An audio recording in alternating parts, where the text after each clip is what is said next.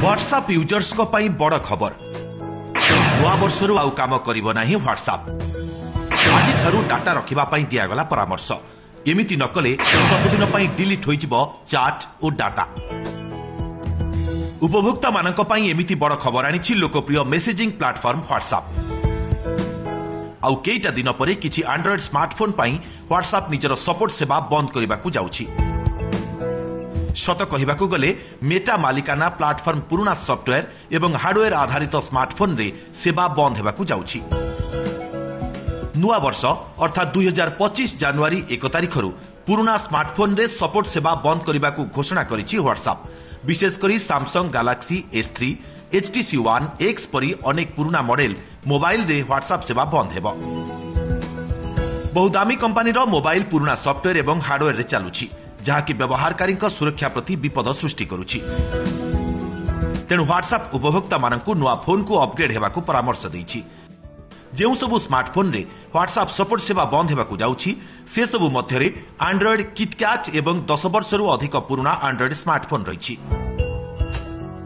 एहा सह iOS व्यवहारकारी support सेवा मध्य बंद हेउछि iOS 15.1 एवं पुराना संस्करण iPhone 5s, iPhone 6 एवं iPhone 6 Plus पाई सपोर्ट सेवा बंद करा जाउछि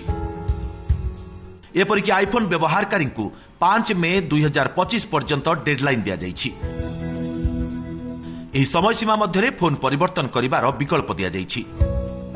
सपोर्ट सेवा को व्हाट्सएप बंद करिवार मुख्य कारण हेउछि पुराना स्मार्टफोन गुड़िकरे व्हाट्सएप रो नूतन वैशिष्ट्य सपोर्ट नेउ नाही जेपरिक व्हाट्सएप द्वारा AI सह अनेक वैशिष्ट्य जोड़ा जाइछि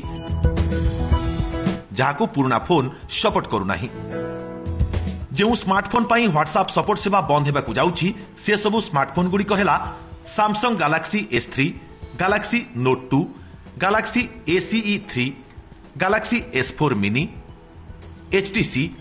One X One X Plus Desire 500 Desire 601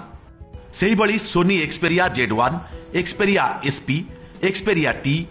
Xperia VLG ऑप्टिपस G Nexus 4 G2 mini L90 यह सब मोटोरोला कंपनी रो मोटो G राजर HD मोटो E2014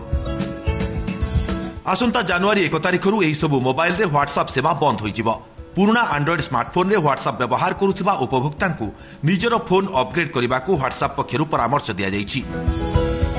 या सह गूगल ड्राइव रे जांच एवं डाटा संरक्षण करी रखिबा पई व्हाट्सएप उपभोक्ता मानकु सुविधा जोगाउछि